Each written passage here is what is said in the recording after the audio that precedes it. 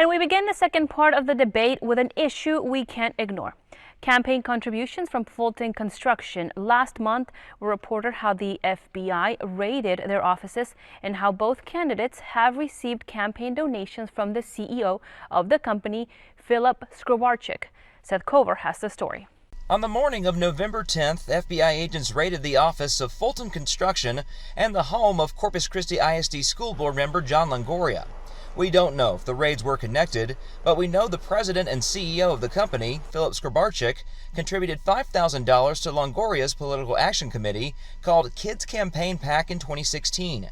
Other contractors donated as well, but Skrobarczyk donated the most money to the PAC that supported CCISD's bond package. The school district later awarded Fulton the nearly $112 million contract to build 3 new schools.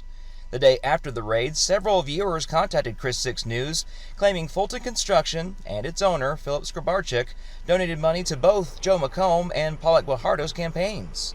The most recent contribution went to McComb in September for $1,000. People give contributions to candidates all the time. I mean, that doesn't mean you've got any obligation or you've got any strings attached whatsoever. Skrobarczyk last gave Guajardo money, also $1,000, in March of last year, before she formally announced her candidacy for mayor. Fulton Construction or Philip Skrobarczyk, they have not given me a penny for my mayoral race. They've not given me one dime for my mayoral race. Guajardo says she used that last donation from Skrobarczyk to cover expenses left over from her city council race that ended the previous November.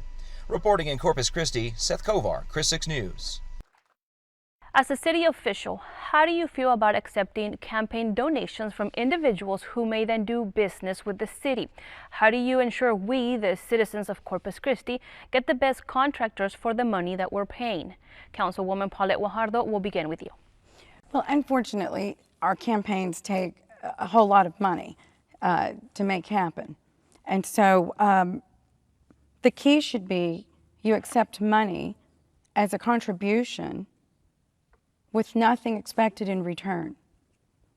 And I think that is what should happen for anyone who takes contributions, which is most people that run for office.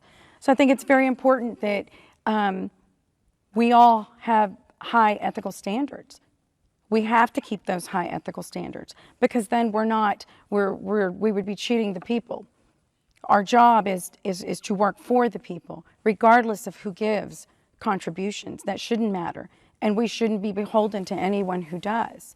I think it's very important. It's a very good topic, because there's money that's been given to Joe McComb to the tune of $65,000 from the company that was just raided by the FBI. And he claims he doesn't know anything about this PAC. And that's very disturbing. It's very unfortunate for the city of Corpus Christi, but it's disturbing to say I don't know about the PAC twice. And that is very, very upsetting too to the people of this city, because I don't know how could you not know who's giving you that money with your name's on it. And so it goes down to ethical standards. Thank you, Paulette Guajardo. Mayor McComb, your response. Well, what's discouraging and despicable is for them to make allegations that I've received any money from these people. I've not received a dime. I've not given the PAC any money. I'm not involved in anything the PAC does. I have no idea what they do. I don't know who contributes to that PAC. And for them to come in and make these allegations unsubstantiated. I mean, today, it comes out again, giving money. I've not been given a dime.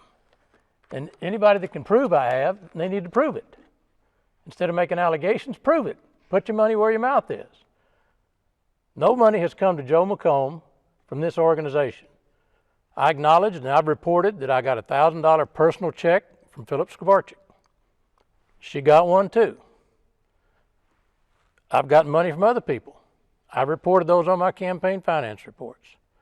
I'm not for sale, never have been, and never will be. And I think that's one reason people vote for me and support me. I've never gotten any money from the fire police unions over the years. She's gotten tons of money from them. I still vote to support the fire and police. And that statement earlier that was alleged that I voted against the police, that's absolutely a falsehood.